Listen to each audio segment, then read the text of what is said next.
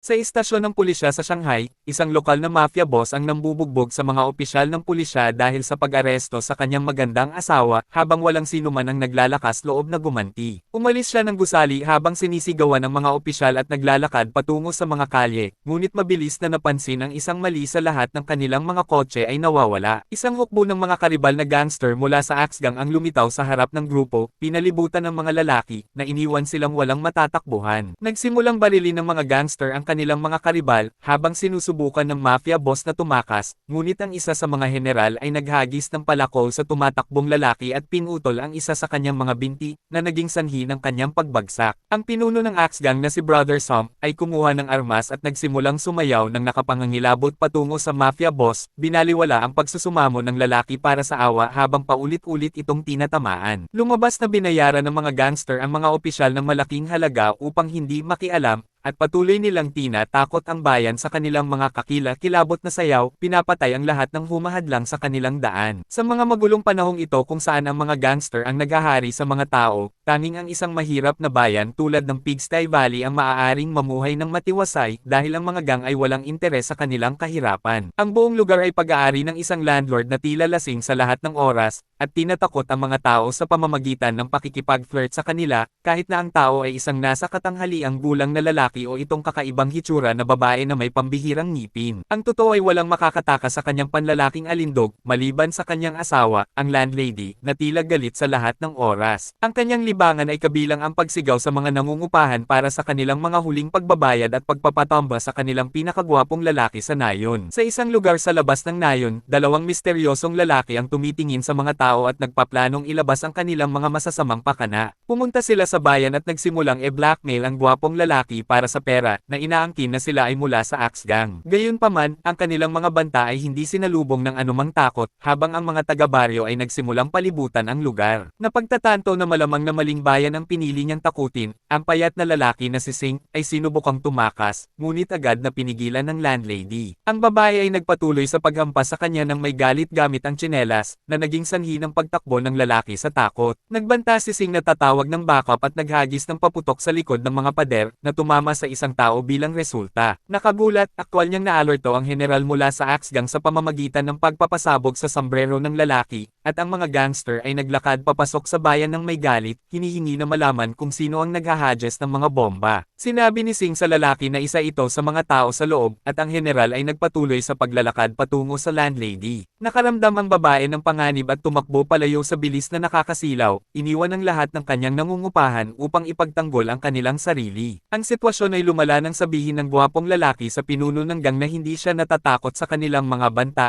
na naging dahilan upang lumakad pasulong ang general, nagpaplanong tamaan siya ng palakol. Gayunpaman, ang lalaki ay inatake ng isang misteryosong puwersa at naisabsob sa loob ng isang barrel, nabali ang kanyang gulugod at pinilit ang gang na tumawag ng backup. Maya-maya pa, isang hukbo ng mga gangster ang dumating sa loob ng Pigsty Valley, at nagsimulang takutin ang lahat ng humaharang sa kanilang daan. Kumuha sila ng isang batang babae bilang hostage at nagbuhos ng gasolina sa kanyang katawan, hinihingi na malaman ang taong responsable sa pagpatay sa kapitan. Matapos walang matanggap na tugon, ang pinuno ng gang ay naghagis ng lighter sa batang babae, ngunit ang pagtatangka ay pinigilan ng isang batang lalaki na nag-aangkin na siya ang responsable. Sugod ang mga gangster sa kanya ng may galit, ngunit nagpatuloy siya sa pag-counter gamit ang sunod-sunod na mga sipa, pinatumba ang mga kriminal. Biglang, maraming mga lalaki ang napatalsik ng isang malakas na suntok, habang ang mananahi ay lumitaw din mula sa karamihan, nilalabanan ang mga kaaway upang tulungan ang batang lalaki. Sinubukan ng gang na lumaban sa pamamagitan ng pagkuha ng kanilang mga baril, ngunit bago pa sila makapamaril,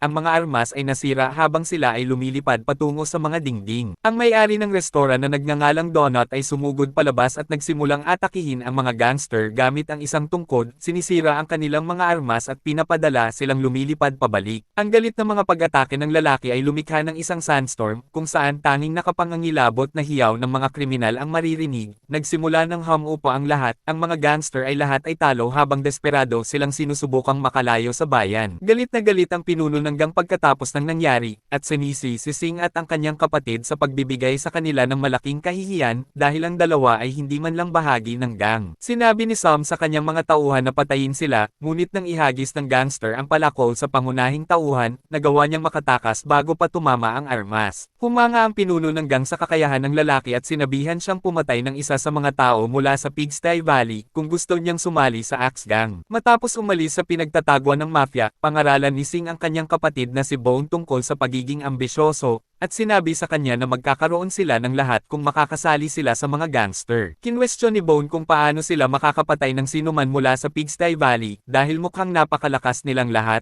ngunit ibinunyag ni Singh na alam din niya ang kung fu simula pa noong bata pa siya. Lumalabas na ginamit niya ang lahat ng perang naipon niya para bumili ng libro mula sa isang pulubi na nag-aangkin na magbibigay ito sa kanya ng malaking kapangyarihan. Sa halip na pumasok sa paaralan, nagpa siya si Singh na magsanay ng kung fu dahil gusto niyang protektahan ang mundo mula sa kasamaan. Isang araw, nakakita siya ng isang piping babae na binyo-bully ng isang grupo ng mga batang lalaki, at iniutos sa kanila na huminto. Nagpa siya si Singh na tulungan siya sa pamamagitan ng paggamit ng kanyang kung fu, ngunit mabilis na nabugbog at napatumba. Ipinahiya siya ng mga batang lalaki at tinuwanan ang kanyang mga pagsisikap at iniwan ang dalawa na talo. Simula noong araw na iyon, nagpa siya si Singh na ang mabubuting tao ay hindi kailanman mananalo sa mundong ito, at nanumpa na magiging masamang tao upang magtagumpay. Nakakita siya ng kariton ng sorbetes at tumakbo patungo rito, nagkukunwaring customer, ngunit mabilis na tumakbo palayo matapos kumuha ng mga cone, iniwan ng babae na habulin sila ng walang pag-asa habang tinatawanan ni Singh ang kanyang mga pagsisikap. Samantala, nagpa siya si Brother Sam na kumuha ng mga profesional na mamamatay tao upang gumanti sa mga tao mula sa Pigsty Valley. Ang dalawang lalaki ay tila bulag, ngunit ang kanilang mga pangalan ay tanyag sa mundo ng kriminal dahil kilala silang pumapatay ng kanilang mga kaaway gamit ang kanilang musika. Nang purihin sila ng tagapayo sa pamamagitan ng pagtawag sa mga assassin bilang pinakamalakas na mamamatay tao, tumanggi sila ng may pagpapakumbaba, na nagsasabing ang isa pang lalaki na kilala bilang Beast ay mas malakas, ngunit kasalukuyang nakakulong sa asylum. Sa gabi, ang isa sa mga mandirigma ay nagpasyang umalis sa nayon upang maiwasan ang anumang gulo, ngunit nakakita ng isang musikero na tumutugtog ng kanyang instrumento. Nagsimulang lumakad ang lalaki palayo sa musika habang ang mga bagay sa likuran niya ay hinihiwa sa mga piraso ng mga sound waves. Mabilis niyang na-realize na may mali, ngunit nabigong mag-react sa tamang oras habang pinupugutan siya ng ulo ng assassin. Kasabay nito, ang mananahi ay na-ambush ng pangalawang musikero at napilitang lumaban habang nagpapalitan sila ng mga suntok. Ang dalawa ay pantay na magkatapat sa close combat at ang kanilang pagpupumilit ay kalaunang naging sanhi upang bumagsak sila palabas mula sa mga gusali kung saan naghihintay ang unang musikero para sa kanila. Ang bulag na lalaki ay nagsimulang atakihin ang mananahi gamit ang mga sound waves at pinadala siyang lumilipad sa bukid. Bago pa man mapatay ang lalaki ng tuloy-tuloy na mga pag-atake, ang may-ari ng restoran ay sumulpot at iniligtas ang mananahi. Ang mandirigma ay mas mahusay na nakaka-counter sa mga pag-atake ng kaaway gamit ang sibat, at inihagis niya ang lahat ng armas patungo sa mga assassin. Lumipad si Donut patungo sa dumarating na mga sound waves habang pinapalihis ang mga pag-atake, papalapit sa mga kalaban habang tumitindi ang musika. Naabot ng lalaki ang mga musikero gamit ang huling armas, ngunit tumama sa isang force field na nagpahinto sa pag-atake, at napatalsik ng ganti ng kaaway. Nabawi ng mga musikero ang kanilang posisyon at patuloy na nagpaputok ng walang awa, at itinulak ni Donut ang mananahi palayo sa panganib, ngunit nakamamatay na napinsala ang kanyang sarili sa proseso. Bago pa man mapatay ang dalawa ng mga pagsalakay, ang mga sound waves ay nagkalat sa pagsigaw ng landlady. Napagtanto ng mga assassin na may isa pang malakas na entidad dito, at sinubukang habulin ang babae, ngunit mabilis na pinigilan ng landlord na bumaba mula sa langit. Sinubukan ng mga assassin na suntukin ang lalaki, ngunit ang kanilang mga pag-atake ay tumalbog mula sa katawan ng landlord at naging sanhi upang matamaan ang isa't isa. Hinawakan ng landlord ang dalawang lalaki at nagsimulang ihagis sila ng pabilog, kalaunan ay itinapon sila na parang mga manika. Nakabawi ang mga assassin at sinubukang gamitin ang kanilang pinakamalakas na pag-atake, ginawang mga skeleton warrior ang mga sound waves na lumilipad patungo sa lalaki. Ang landlady ay pumasok at nag-counter gamit ang kanyang shouting technique, pinaghiwa-hiwalay ang mga demonyo sa mga piraso at pinatalsik ang mga musikero. Kapag tapos na ang laban, sinubukan ng mga tao sa bayan na iligtas ang mga bayani, ngunit dalawa sa kanila ang namatay na, at si Donut ay kalaunan ding namatay sa kanyang mga sugat. Kinabukasan, sinubukan ni Singh na i-bully ang isang pasahero sa tren, ngunit nagpatuloy sa paulit-ulit na pagkakabugbog at itinapon palabas ng sasakyan na parang karaniwang pulubi. Sinisi niya ang kanyang kapatid sa hindi sapat na pagiging masama, at nagreklamo na hindi pa sila nakakapatay ng sinuman pagkatapos ng maraming araw. Kinwestiyon kung paano sila makakasali sa mga gangster ng ganito. Nakita niya muli ang ice cream girl at sumugod sa kanya, hinihingi na ibigay sa kanya ang lahat ng pera nito at inihagis siya sa sahig. Hinawakan ni Singh ang babae sa pangalawang pagkakataon at binyantaan siya ng kutsilyo, ngunit tanging mga luha lang ang nakita niyang pumapatak mula sa mga mata nito. Nagawa ni Bo na mahanap ang pera sa loob ng kariton, at kinuha nila ang mga barya at naghandang tumakbo, ngunit napansin ni Singh ang babae na gumagamit ng sign language upang makipag-usap sa kanya at naging mulat kung sino talaga ito. Ipinakita ng babae kay Singh ang lollipop mula noong mga nakaraang taon, at isiniwalat na siya nga ang piping babae na sinubukang iligtas ni Singh noong sila ay bata pa. Sa pagkaunawa sa katotohanan, masama ang naging pakiramdam ng lalaki, at dinurog niya ang lollipop sa sahig bago tumakbo palayo. Bago pa makapag-reflect si Singh sa kanyang mga pagkakamali, dinala siya ng mga gangster at dinala kay Brother Som, na nagsabi sa kanya na bahagi na siya hanggang ngayon at binigyan siya ng bagong misyon. Ang lalaki ay dinala sa isang psychiatric hospital at sinabihan siya ng mga advisor na ilabas ang isang mamamatay tao na nakatago sa pinakamalalim na bahagi ng gusali. Sumugod si Singh patungo sa ospital at nakapasok sa loob, kalaunan ay dumating sa ilalim ng lupa kung saan ang pasilyo ay puno ng mga pulaka. Pinili niya ang kandado at binuksan ang pintong bakal, para lang makita ang isang matandang lalaki na nakaupo sa inidoro. Ibinalik nila ang tao, at nahihirapan ang mga gangster na maniwala na ito ang maalamat na mamamatay tao na tinatawag na beast. Ipinaliwanag ng advisor na gusto ng kanilang pinuno na pumatay ang lalaki ng 2 tao, at handang magbayad ng kahit ano, ngunit nagdududa na ang matanda ay talagang ang tamang tao. Nilabas ng gangster ang isang baril at itinutok ito sa lalaki, ngunit mabilis niyang kinuha ang armas, at itinutok ito sa sarili niyang ulo. Kinalabot ng lalaki ang gatilyo at nagpaputok, ngunit kamangha-mangha, nagawa niyang suluhin ang bala gamit lamang ang 2 daliri. Habang ang lahat ay nanunood sa pagkamangha, si Beast ay humarap sa mga dingding at tinapakan ang sahig gamit ang pambihirang lakas, nagpapasabog ng isang higanteng butas sa silid habang ang lahat sa kasino ay nagtatakbuhan para sa kanilang buhay. Ang mamamatay tao ay tumalon pasulong at nakita ang mga kalaban na naghihintay sa kanya sa tabi ng mesa, na lumabas na ang landlady at ang landlord, na pumunta rito upang sirain ang axe gang magpakailanman. Ipinakita ng mag-asawa sa mga gangster ang kampana na dinala nila bilang regalo, na naging sanhi ng pagsigaw ni Brother Som sa kanila ng may galit. Sinipa ng babae ang killer mula sa ibaba, hinati ang mesa sa 2,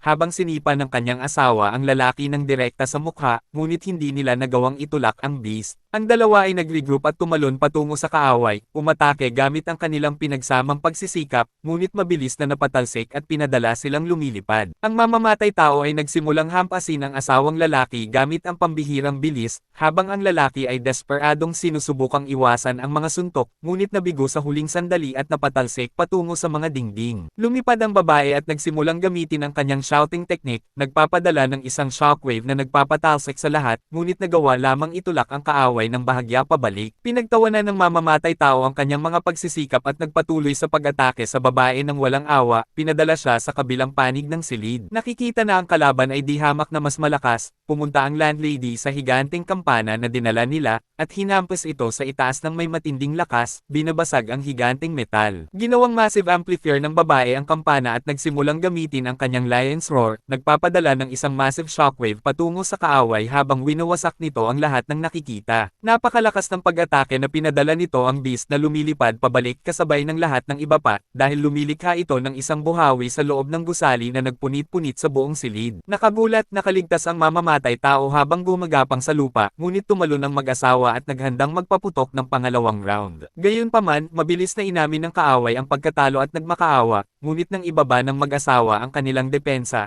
inatake sila ng lalaki gamit ang mga flower daggers at sinaksak sila sa tiyan. Ang tatlo ay mabilis na nagkabuhol-buhol sa isang stalemate habang nagpupumilit silang atakihin ang mga mahihinang bahagi ng kalaban. Nakita ito ng pinuno ng gang at agad na sinabihan si Singh na paluan ang mag-asawa sa ulo gamit ang isang kahoy na bat. Nagatubili ang pangunahing tauhan na umatake ngunit kalaunan ay nagpasya na paluan ang mamamatay tao mismo sa ulo, na naging sanhi upang makawala ang lalaki sa isang silakbo ng galit na nagtapon sa mag-asawa palayo. Itinapon ng mamamatay tao si Singh sa sahig at sinuntok ang mukha ng lalaki ng may galit, isinasabsob ang kanyang ulo sa lupa. Gayunpaman, mabilis na napansin ng beast ang isang mali at nakita na ang mag-asawa ay nawala na, at na-realize na isinama rin nila si Singh. Dinala ng mag-asawa ang lalaki pabalik sa Pigsty Valley at sinubukang tulungan siya sa pamamagitan ng paggamit ng mga medical herbs at bandages, ngunit nagulat silang makita na si Singh ay kahit papaano ay buhay pa rin kahit matapos ang ganoong pinsala. Nag-isip sila na ang tanging paraan na ang pangunahing tauhan ay hindi patay, ay dahil ang mga pinsala ay aktwal na gumising sa nakatagong kapangyarihan ng lalaki. Kasabay nito, ang mga gangster ay dumating sa Pigsty Valley na ganap na inabandona ng mga residente, at nahanap ng beast ang mga labi ng mga bendahe kung saan mukhang isang higanteng kakun ang napisa. Lumabas ang mga gangster mula sa mga gusali, at nagulat ang mamamatay tao na makitang buhay pa rin si Sing kahit matapos mabugbog hanggang malapit na sa kamatayan. Sumugod ang mga mandirigma kay Sing at sinubukang patayin siya gamit ang kanilang mga armas, ngunit ang kanilang mga pag-atake ay mabilis na naiwasan habang napatalsik sila ni Sing gamit ang kaunting pagsisikap. Sinipa niya ang mga gangster sa bukid habang lumalanding sila sa mas mababang platform. Sinubukan ng mga kriminal na palibutan ang mandirigma at atakihin siyang magkakasama, ngunit nagpakita si Sing ng mga superhuman na kakayahan at nagpatuloy sa pagsipa sa mga lalaki sa pamamagitan ng mga gusali. Sinubukan ng mga gangster na tumakas at tumakbo patungo sa beast, ngunit mabilis silang natalo ng paisa-isa, kalaunan ay tanging sina Sing at ang mamamatay tao na lang ang naiwang nakatayo. Sinuntok ni Sing ang kaaway sa mukha at sinipa siya sa tiyan, na naging sanhi, upang lumipad ang kalaban pa ibaba sa sahig, ngunit nagulat siyang makita na ang lalaki ay bahagyang napinsala mula sa galit ng mga pag-atake. Sinubukan niyang atakihin ang kaaway gamit ang sunod-sunod na mga suntok, ngunit ang mga hampas ay mabilis na pinigilan ng kalaban dahil ang matandang lalaki ay kayang suluhin ang mga lumilipad na kamay. Tinapakan ni Sing ang mga paa ng lalaki na naging sanhi ng kanyang paghiyaw sa sakit. Pagkatapos ay nagpatuloy siya sa isang mapang wasak na sipa na nagpabagsak sa lalaki sa lupa at sinuntok siya. Nagpa siya ang mamamatay tao na lumipat ng mga teknik at nagsimulang gayahin ang isang polaka habang nakahiga sa lupa. Ang lalaki ay humarurot patungo kay Sing ng may pambihirang bilis at tinapon siya sa gusali, bumabangga sa mga dingding. Sinubukan ng bayani na tumakbo patungo sa mas matataas na lugar habang tumatalon siya sa mga palapag, ngunit ang beast ay nakalok sa kanyang mga paggalaw at sumugod sa lalaki, pinadala siya sa langit. Napakalakas na pag-atake na naglaho bigla agad si Sing. Patuloy na lumipad ang lalaki palabas, ngunit kalaunan ay bumagal habang nababawi niya ang kontrol sa kanyang momentum at tumingin sa langit, kung saan nakakita siya ng isang higanteng Buddha na binuo ng mga ulap. Pinagdaop ni Sing ang mga palad at nagsimulang lumipad pa ibaba, kumukuha ng pambihirang bilis habang sumusugod patungo sa beast. Ang mga palad ng lalaki ay nagsimulang magliyab, at ang apoy ay mabilis na binalot ang kanyang buong katawan. Nakaramdam ang mamamatay tao na mali habang nararamdaman niya ang matinding pressure na nagmumula sa langit, at nakita ang tila isang meteorite na bumabagsak patungo sa kanya. Ginamit ni Sing ang Buddhist palm technique na gumagawa ng isang higanteng crater sa ilalim ng kalaban, dinudurog siya ng napakalaking gravity mula sa itaas. Mabilis na nagmakaawa ang beast para sa awa at binawi ni Sing ang pag-atake habang lumilipad sa langit. Tulad ng dati, sinubukan ng mamamatay tao na i-ambush ang pangunahing tauhan gamit ang parehong kutsilyo, ngunit mabilis na nag-counter si Sing at tumama sa likuran mismo ng lalaki, winawasak ang buong gusali sa proseso. Matapos makita ang pambihirang pagkakaiba sa kapangyarihan sa pagitan ng dalawa, sumuko ang mamamatay tao at lumuhad sa harap ni Sing. Sa wakas ay inamin ang pagkatalo ng hindi kailanman nagawa noon. Pagkalipas ng ilang oras, itinulak ng ice cream girl ang kanyang kariton sa kabilang panig ng kalye, at nakakita ng isang bagong bukas na tindahan ng candy sa lungsod. Pumunta siya sa harap at nakita na si Bone ay nagtatrabaho na ngayon bilang assistant para sa tindahan. Napansin agad ni Sing ang babae at mabilis na pumunta sa kanya habang nakangiti sa kanyang kaibigan. Ibinalik ng babae ang init ng damdamin habang nakikita niyang si Sing ay bumalik na sa tunay na sarili. Nagsimula silang alalahanin kung paano sila noong nakita ang isa't isa sa unang pagkakataon, at tinanggap ni Sing ang babae sa tindahan ng may kaligayahan.